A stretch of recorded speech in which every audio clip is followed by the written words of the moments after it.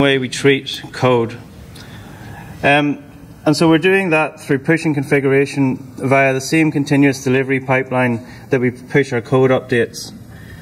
We manage our configuration via Chef, and what this has allowed us to do is start to restrict access to servers even more than we've done in the past. So there are no ops teams with God rights across the ecosystem. But of course, that causes us a challenge because we need insight into the systems as they run in production. So what we introduce is tooling to compensate for that. So I guess the Splunk guys are here, so log aggregation and log search is one of those tools, and application performance monitoring, which Noel will talk to you a little bit about later, gives us real insight into the application as it executes in production. And so what we're really trying to get to is this idea of immutable servers, and this is really the thing that's going to kill off configuration drift in our environment, because we no longer update servers either manually or automatically. We replace servers with pre-canned servers that have the updated software and updated configuration already deployed. So a little bit of information came out about a company that was quite significantly impacted by configuration drift about 2 weeks ago. Very detailed analysis of what happened. And this company was called Night Capital Americas. And what happened was, you know these, obviously. So these guys, they're not chef users, are they? No. No. So these guys, fair enough. So these guys, they used a technique called feature toggling in order to enable their continuous delivery. And what they decided to do about 3 years ago was disable a feature via feature toggling, but never actually remove the underlying code. And more recently, they decided that they were going to reuse that feature toggle and overlay a new implementation of that function. And so when they went to production, they did this. So they re-enabled, there was 8 servers in their cluster, they re-enabled the feature toggle on 8 and overlaid the code on 7. And the net result of this was a loss of $465 million in 45 minutes. So not something you want to explain to your boss. So the next dinosaur we're going to meet is Testadactyl. We spent most of our time on the names of these dinosaurs, by the way. So yeah, so this guy, typically the approach that he takes to testing is that when a system is being defined and the requirements for a system are being derived, the test team often interact with the business analyst to derive a test plan up front. And typically what happens is they wait until the last moment till they have an end-to-end system before they start testing. And they test that end-to-end system. But there's quite a lot of overhead in that. First of all, the real-time feedback through the test cycle is limited. And testing large monolithic systems that are fully integrated in this way is quite expensive.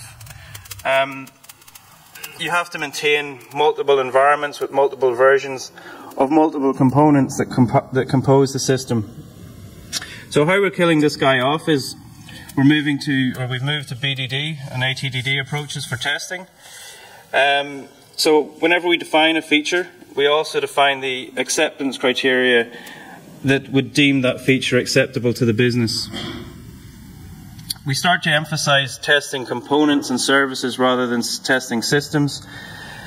And this necessitates that we start to define those components and services and the boundaries between them and the contracts between them a lot more rigorously. But as a result, development teams are focused on smaller components and more manageable components, so the life cycle becomes a lot easier to manage. But the other consequence is that we have to test in a more robust way because we don't system integrate. We don't test the integrated system until the last possible moment.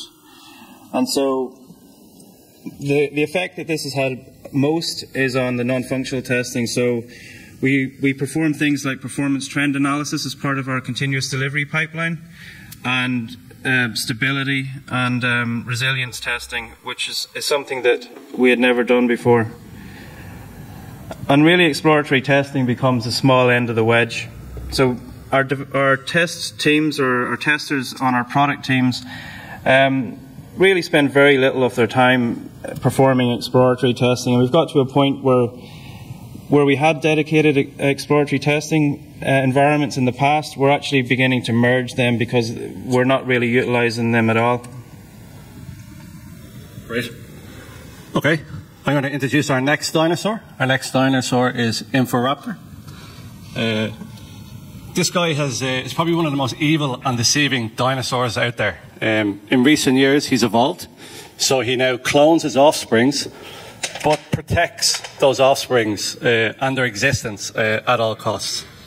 I think what most organizations have seen over the last few years is development teams looking for more and more production-like environments further and further down the stack. And these are quite complex virtual environments to create. To create these environments, they take a significant amount of time. And as a consequence of that, it's very hard to change the architecture once these environments are actually being created. There's been significant consequences of this approach, and they include development teams are looking for virtual environments a lot earlier than they should, knowing the lead time that's going to happen. They then over-provision because they know how hard it is to get virtual machines. And then on top of that, once they're finished, these production-like environments, they don't give them back. For me, that's one of the greatest ironies of the whole thing. You wanted to originally create a production-like environment, and the longer these originally production-like environments live, the further and further they actually move from production. The worst thing about this guy is, just when you don't expect it, this dinosaur gives to the development teams finally the capability to realize the virtualization potential. Another thing is environment lifecycle management. Get the development teams to use, and test teams to take environments, but only use them for the lifetime that environment is relevant. When it's irrelevant, either destroy the whole environment or just power it off. These changes are extremely hard to achieve within most organizations. So how do you encourage the development teams to actually adopt an approach like this? One way that we look at and that we like is actually through the likes of performance goals within a company. Encourage the software development managers to reduce their infrastructure footprint and reduce the costs and reliance that they're having on the infrastructure departments within the team.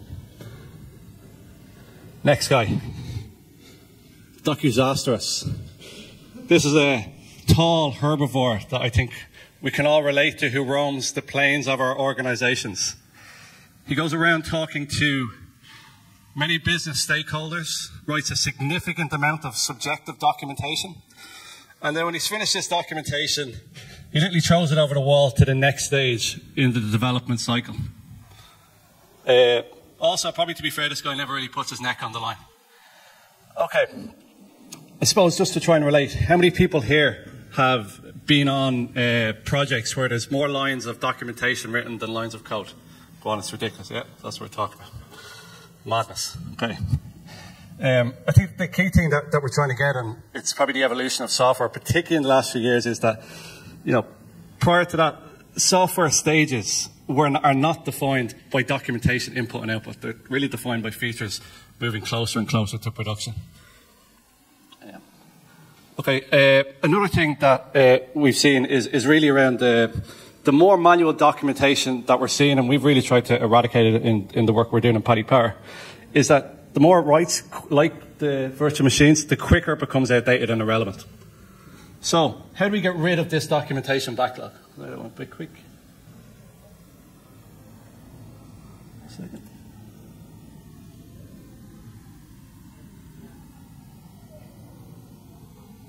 Okay. The first way we looked at it is move your development teams to living documentation. Living documentation is documentation that evolves at the exact same rate as the application does. So really, how can that be achieved?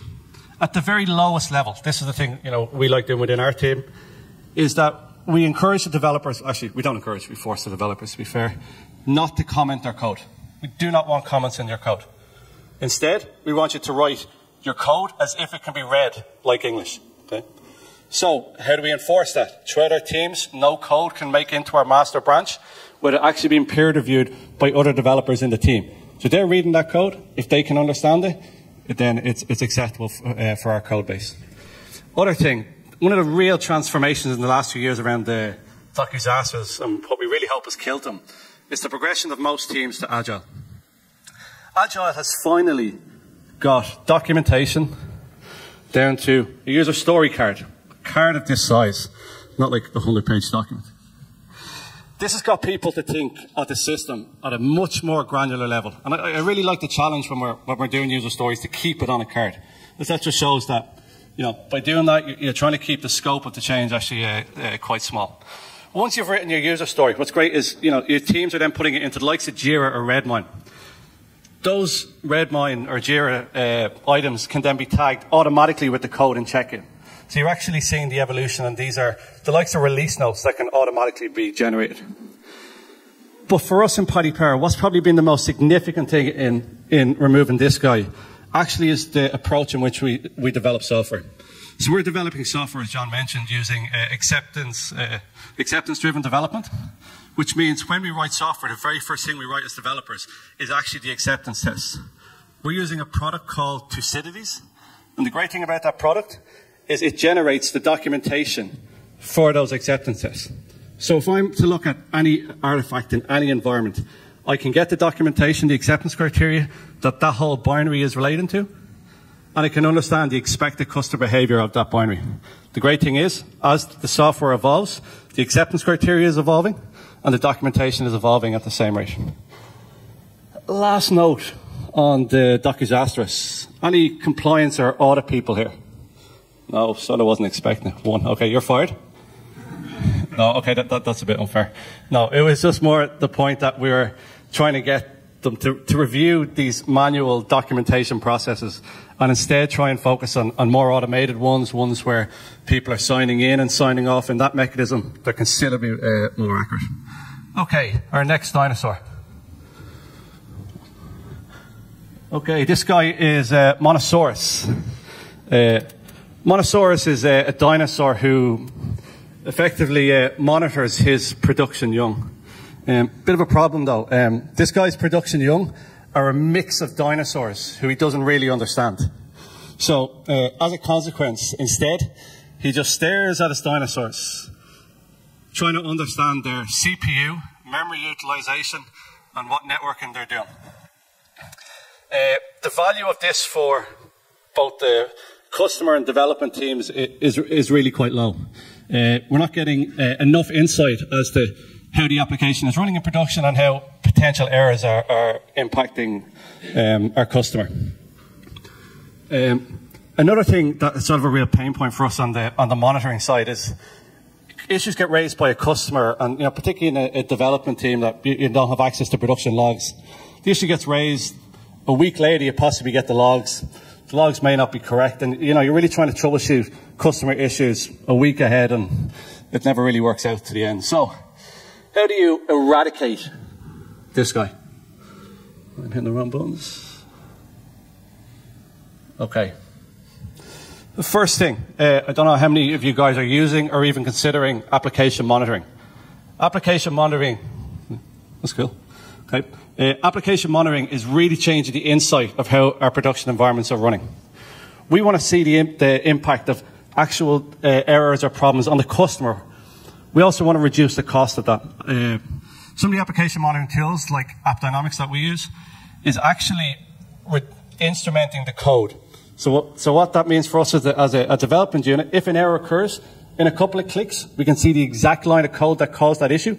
But not only that, we can see the parameters and possible SQL statements that cause that. So we're seeing real value in that.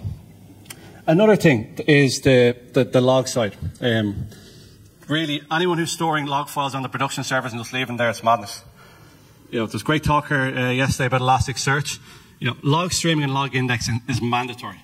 In this scenario, when a customer raises an issue, the production or operations guy who's supporting them can actually be searching and have access to the logs and the issue that was occurred in real time. What we're really trying to do here is push the customer support from a reactive model to a proactive low-cost model. The final thing, which I'll touch on quickly, is the DevOps. That has finally brought into production the two stakeholders who understand what's going on. development, and operations. And we're seeing that the sharing of that knowledge base is significantly reducing our costs. So this is a dinosaur that I probably relate to most, and anybody who knows me probably would suggest that this is me. But so this is Triceratops. So this guy, he loves introducing technology into an organization, but anybody who works in a different area and has a different focus within the organization, so might be infrastructure, or might be operations, or networks, or whatever, they always bring a different perspective to technology introduction. And what's happened in the past, and I guess this is fairly, he's obviously have one, right? I guess this is fairly prevalent. People introduce new technology, they become fanboys, and off they go. They don't really engage with the other stakeholders in the organization. And so there are things that they don't necessarily consider. So what's going to be the impact on budget or the operational complexity in production environments? How are you going to manage things like resilience, performance, failover, etc.? So the way we kill this guy off is that we introduce a managed technology introduction process, and effectively that forces the stakeholders of a piece of software or a system in production to come together and discuss the things that are important to them. And the ownership of this process resides within our architecture team. So I know architecture teams within the development community tend to get a lot of bad press, but this sort of governance process really does reside with them. And the output of the architecture reviews that we perform for our technology introduction is a service menu. So developers can look at the service menu, or application teams, and they can understand what frameworks, what software, what systems they can use as part of their solution design layer. And this is enforced within our PaaS. And the real impact of this has been one of the things that I thought about when I was writing this slide was that the old saying that variety is the spice of life, and I guess being in Amsterdam, probably that rings true more than anywhere else. But yeah. But what variety does is it introduces decisions, right? And what we're trying to do is reduce the number of decision points and also reduce the cost of those decisions whenever you're trying to get business value into production. And this managed technology introduction process and this application service menu allows us to reduce the number of decisions that our application teams have to make. So we've introduced you to a few of the dinosaurs, I guess, that we've met. And what's synonymous with dinosaurs is extinction. And so there are a few theories around extinction of the dinosaurs, and those are disease, climate change, and asteroid impact. I'm no expert in dinosaurs, so I'm sure there are more. But the thing that strikes me about these theories is that the actual causes can be deemed to be either internal or external causes. And when you think about this from a business perspective and operating in a competitive business environment, do you want the things that force you to change to be driven internally or to be driven externally? Because to be driven externally means that market forces are being applied to your business that are forcing you to change the way you behave. And often, if that's the case, it's too late.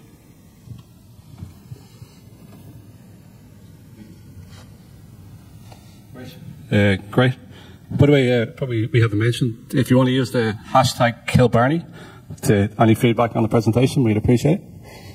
Okay, look on the bright side. Evolution is possible. Every single person is here in the room today to try and figure out how you can become the naked guy in the corner on the computer. Okay. I didn't pick this picture, by the way. It's just the way it worked out. Okay. The thing about the evolution process is the first thing as an organization you've got to realize this evolution is not going to happen overnight. Another thing is that when you're aware of the evolutionary stages that you're trying to achieve, it's important as an organization, but even as a development unit or an infrastructure unit, that you're aware of the next stage and you're continuously striving to set the targets and evolve to that stage. So teams out there at the moment we see are sort of considering really 3 parts of evolution, and they may be considering them all. So we're seeing the likes of DevOps, PaaS, and continuous delivery. Depending on which stage or sort of which one of them you're looking to achieve, your stages in the evolutionary process may be different, but we're just going to give you a bit of a highlight of them.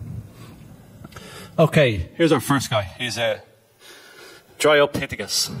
Really at this stage in the evolutionary process, I'm sure there's a lot of teams that are going to relate to this guy. You're still standing around a lot, scratching your head. In this stage, development teams are typically working to a code freeze date.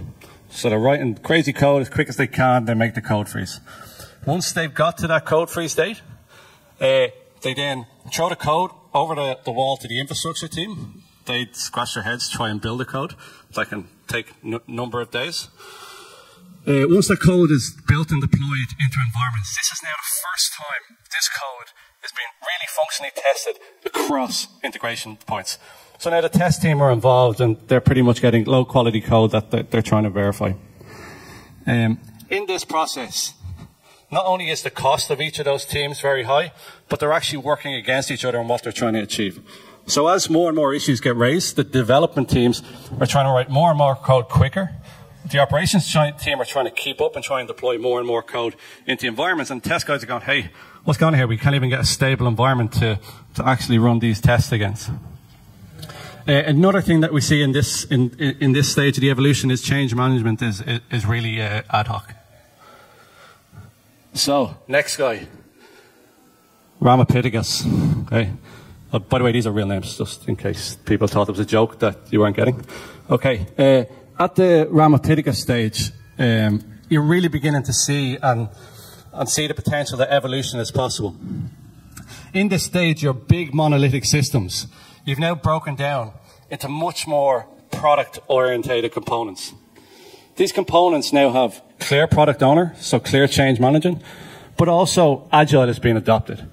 So finally, the people who understand the customer, or who may even be the customer, are now working hand in hand with the developers.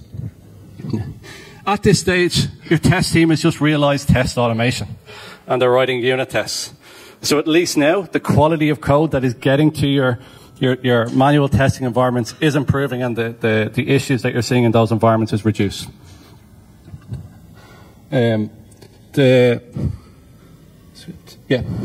The next thing then is your building of your artifacts. You finally scripted everything, but you still have a reliance on your infrastructure team to deploy it.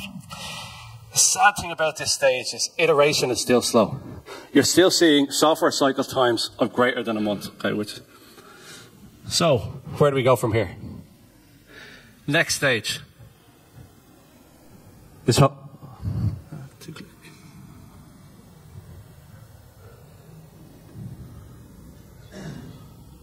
Okay. Wait. Next stage is Homo erectus. In this stage, you're finally standing on your own 2 feet. The development teams have less and less requirement for the operations team, as they've now finally realized how they can deploy their artifact automatically. This automated testing concept has really moved on to the next level.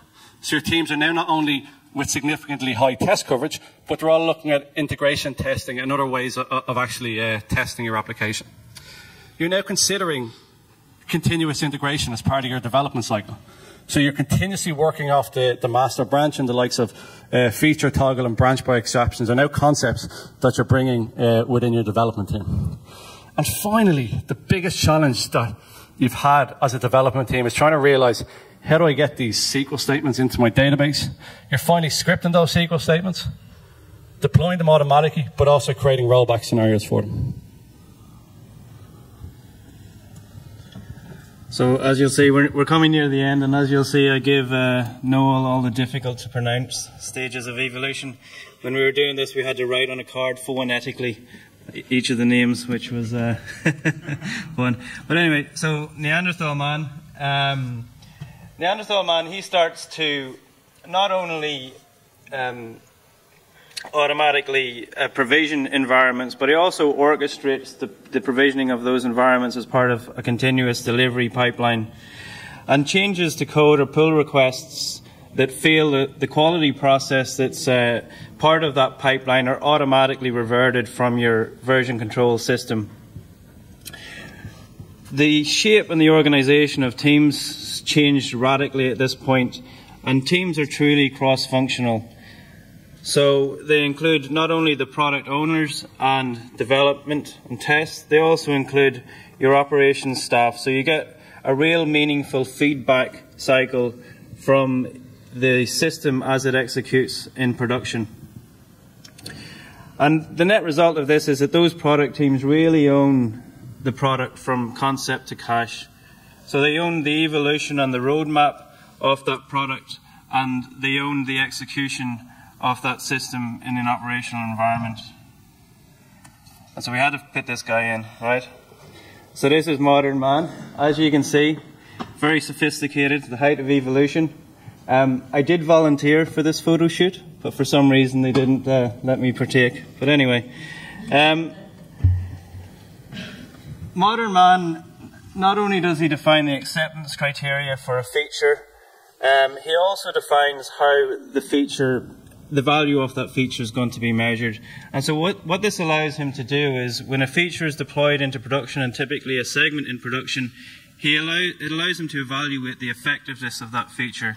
So if that is a feature that they expect to derive revenue from, he can measure the revenue impact of deploying that feature into production and automatically decide whether he's going to roll it back or whether he's going to push it out to other segments of his production environment.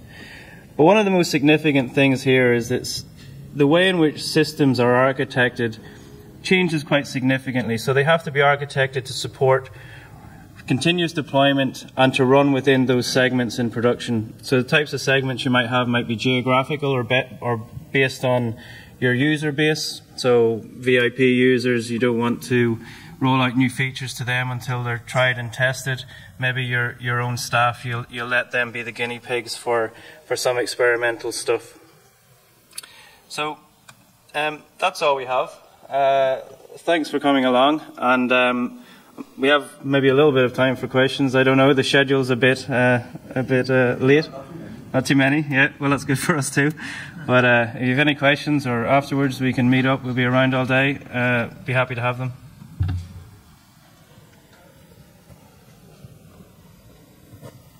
Oh, okay, well thank you.